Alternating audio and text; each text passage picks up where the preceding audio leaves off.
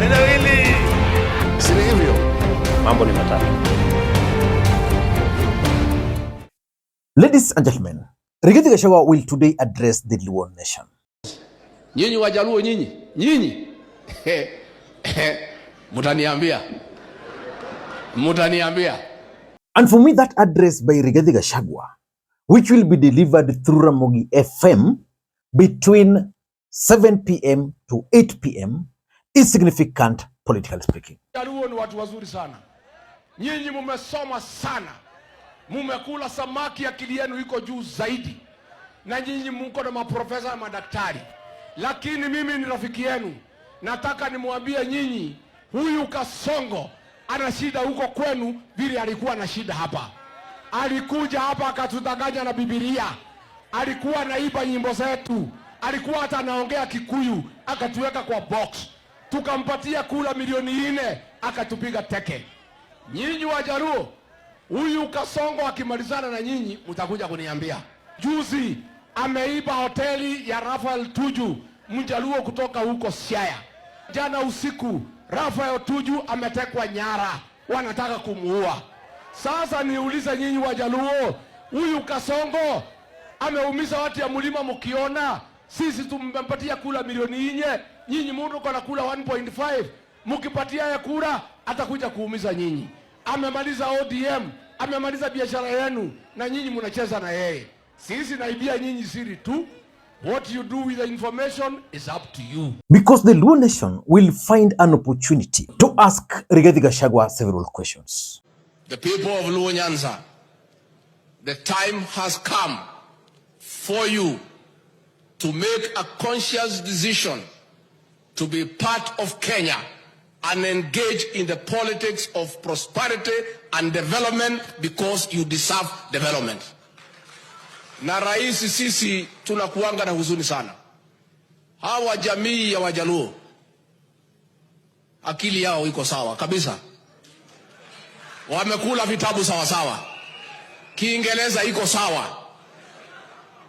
Na ndio sisi tukienda pale university kusoma, maprofesa na watu ya PhD wale walisomesha sisi, wale tulitambua walitoka katika jamii ya Wajaluo. Sisi wenyewe tukienda pale Nairobi Hospital, tukitafuta madaktari wale wako wamekula vitabu sawa sawa, tunatafuta maprofesa kutoka jamii ya Wajaluo. It is therefore very sad and ironical that very intelligent people, a community with great ideas, have been denied an opportunity to be involved in the management of the affairs of this great republic. And Rigathi Gachagua will also finally get the chance to answer several questions which the Luo Nation have been asking. Sisi lazima tungeangalia nyinyi. Hii serikali ni kampuni na ni ya shares. Si ndio? Ni ya shares. Kuna wenye kampuni, wale wako na shares mingi, kuna wale wako na chache, kuna wale hawana. And because in politics nothing happens out of mere coincidence, in this video I want us to try and figure out why Rigathi Gachagua is planning to address the Luo Nation today, and probably the objectives which he intends to achieve through the address today. Before we do that, for those who are watching this channel for the first time, please take a second or two, click the subscribe button so that next time we produce a video like this, YouTube will automatically notify you. And to the subscribers, I want to continue thanking you guys for your continued support. Because without that support, this channel cannot be where it is. Ladies and gentlemen, I don't want to waste a lot of time, because probably by the time you'll be watching this video, Rigathi Gachagua will be already somewhere in the studio waiting to be interviewed. Ladies and gentlemen, the first objective or the reason why Rigathi Gachagua will be addressing the Luo Nation is that he's planning to counter William Ruto's tour of the Luo Nation. William Ruto embarked on a 4-day tour of the region. That tour came to an end yesterday. And the reason why Rigathi Gachagua toured the Luo Nation is because, and this is something which probably I'll explain to you guys, is because according to the intelligence report, he was not doing very well as per their expectation, especially in the Luo Nation and the Luo Nation. And therefore, during his tour, William Ruto tried to address several issues and, of course, play politics. And one of the subjects was Rigathi Gachagua. So Rigathi Gachagua wants to take this opportunity to do two things: counter the tour and also to respond to some of the questions which William Ruto raised over him during the tour of Nyatza. But in short, Rigathi Gachagua wants to use this opportunity to counter the 4-day tour of William Ruto in Nyatza. That's number one. Number two, there are several questions which have always been asked by the residents of the Luo Nation. And they expect Rigathi Gachagua to answer them, especially when Rigathi Gachagua was the Deputy President of the Republic of Kenya. Some of the questions are going to revolve around his role, Rigathi Gachagua's role during the Azimio protest. Nataka kuambia huyo mzee ya maandamano, tafadhali, please, enda tafuta wenye walikuwa na kuunga mkono. Wachana na huyu rais wetu. The president is busy, he has work to do. Wewe umeenda umetafuta mzungu pale, naitwa Jeffrey Smith, ni mfanyikazi yako. He has a contract with you, he is a consultant. Unatuambia ati yako ati whistleblowing. Didi amesema filimbi ilikuwa kule kwa World Cup. Hii filimbi ni nini unafanya nayo saa hii? What you are doing, tunakuonea 18 wewe mzee. Wewe. Tunakuonea 18. Unatisha polisi na hako na silaha, itakuwa mbaya. And there is nothing wrong, because the police officers, to protect you, must first protect themselves. True or false? True or false? So wewe mgaidi huko na buduki, usijaribu officers. Sasa wewe unakuja kutisha mtu na iko na buduki. Sioni kama kuchukua mayai kutupa kwa hiyo. The questions about his hate for the Luo Nation. Wajaluo wanapenda mambo mzuri. The Luos are good people. They like good things in life. Ndio wamepeleka maneno ya Singapore. Because Wajaluo wakisikia Singapore wanasema hiyo ni sawa. And probably his plans for the Luo Nation should his side win the presidency of the Republic of Kenya. And just like I keep on telling you on this platform, in politics, nothing just happened out of mere coincidence. Baba Wino was on Ramogi.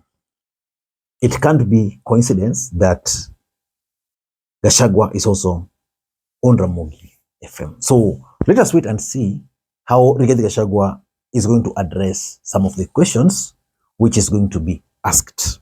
Juzi wametuambia hawataki maandamano, wanataka maongeo. Tumesema haya, enda pale bunge, Kimani Ichung'wa wako pale, Kinatongoyo, muongee. Mimi na rais tuko busy kwa kazi ya maendeleo. Especially as far as the Luo politics is concerned, Mount Kenya, Uhuru, Azimio, all those questions. Number 3, Rigathi Gachagua is trying to gauge the reaction of the Luo Nation towards his bid. I'm 100% sure that Rigathi Gachagua is planning to visit the Luo Nation. He's planning a major tour.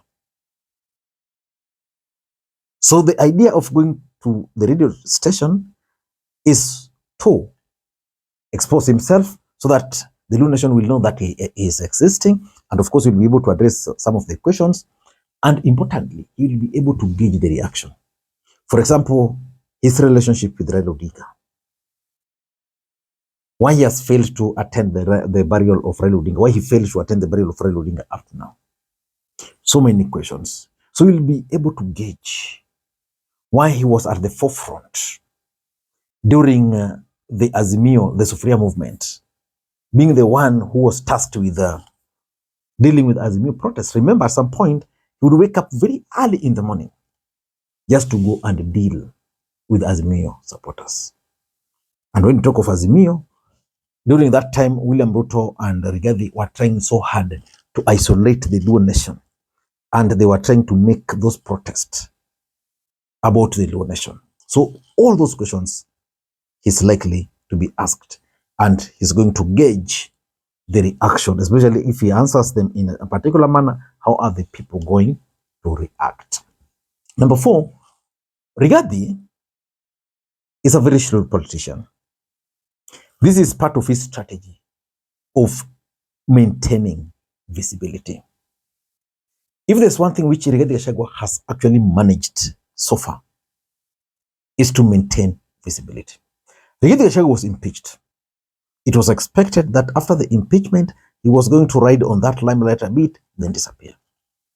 So far, Rigathi is still here. Why? Because Rigathi is going to the ground, mostly in the mountain, but then he also attends some of these media interviews. Rigathi has addressed the Luo Nation, he has addressed the Ukambani Nation, he has addressed the Kalenjin Nation, the other day he addressed the Gusii Nation. So in short, this is part of his scheme of maintaining his visibility. And for me, it has worked magic for him. There is no way you can't talk about Rigathi Gachagua, whether he's holding rallies or whether, he must find a way of being at the center. Today, the entire Luo Nation will be waiting for Rigathi.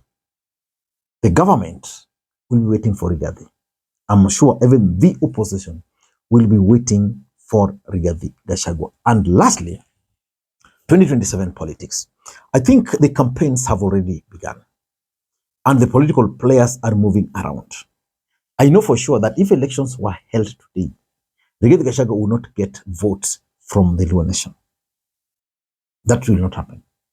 But he must create the perception that at least I went to the Luo Nation, talked with them, and they failed to give me the votes.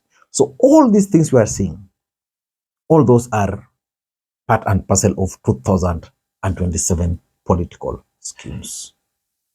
Ladies and gentlemen, what question would you want to ask Rigathi Gachagua ahead of his address to the Luo Nation? Because I expect Rigathi Gachagua, I expect him to answer and also to read some of the questions which you are going to put in the comment section. So if you have any question, please drop it in the comment section. And I want to ask Rigathi Gachagua and his team, I know some of them are here, ask him or direct him to watch this video and pick the comments here. So you must drop your comment for Rigathi Gachagua to try and answer. I'm also going to contact my contacts at Ramogi FM or Ramogi TV for that matter. I'm going to contact them to read the comments here and pick 1 or 2 comments to ask Rigathi Gachagua. So you don't want to miss that opportunity. Until next time, this is Lee Makwiny. Bye-bye.